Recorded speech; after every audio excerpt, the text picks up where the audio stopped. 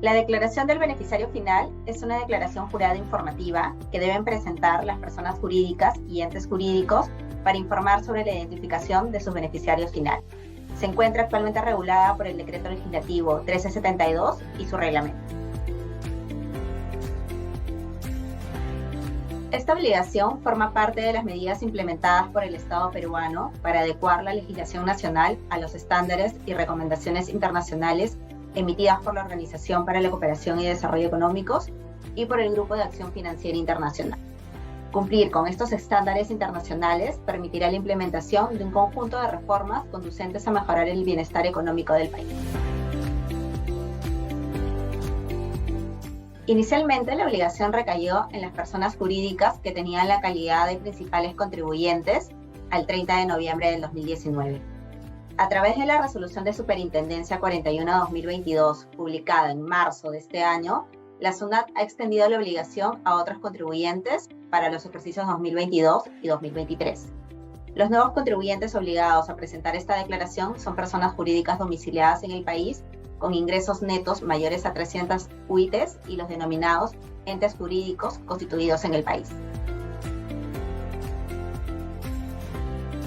Los objetivos son varios, pero los más importantes son asegurar que existe información exacta y actualizada que permita determinar quiénes son los que realmente controlan a las personas jurídicas y los entes jurídicos, obtener acceso a la información que permita combatir la evasión fiscal, el financiamiento del terrorismo y el lavado de activos, y finalmente contrarrestar el uso de personas jurídicas y entes jurídicos para actividades ilegales.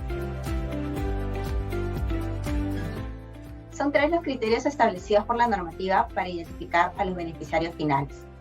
Bajo el criterio de propiedad, es beneficiario final la persona natural que directa o indirectamente posea como mínimo el 10% del capital de una persona jurídica. Bajo el criterio de control, es beneficiario final la persona natural que ostente facultades para designar o remover a la mayor parte de los órganos de administración, dirección o supervisión, o tenga poder de decisión en los acuerdos financieros operativos y o comerciales que se adopten, o que ejerza otra forma de control de la persona jurídica.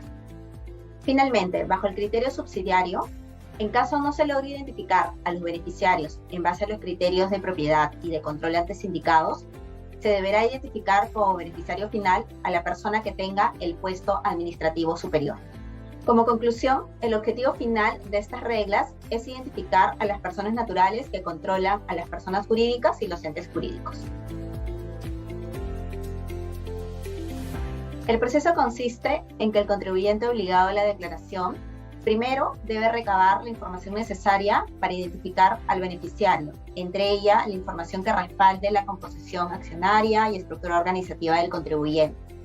Por ejemplo, la escritura pública de constitución, el libro matrícula de acciones, las actas de otorgamiento de poderes vigentes, el organigrama de la empresa, entre otra información relevante. Como segundo punto, una vez identificados los beneficiarios finales, se deberá comunicar a cada uno de estos su condición de tal y solicitarles completar el formato correspondiente. Y además proporcionar la información que permita verificar los datos consignados en dicho formato. Por ejemplo, copia de sus documentos de identidad, carnet de extranjería, entre otra información. Como tercer punto, el contribuyente deberá validar en lo posible la información y documentación obtenida, recurriendo a la información que obre en registros y bases de datos públicos, tales como RENIET, SUNAR, etc. Como punto 4, se deberá conservar la información y documentación obtenida para la identificación del beneficiario final, a fin de ponerla a disposición de SUNAT si ésta lo requiere. Finalmente, se deberá mantener actualizada la información del beneficiario final, lo que significa que en caso se detecte que la información ha cambiado, corresponderá actualizarla presentando una nueva declaración ante SUNAT.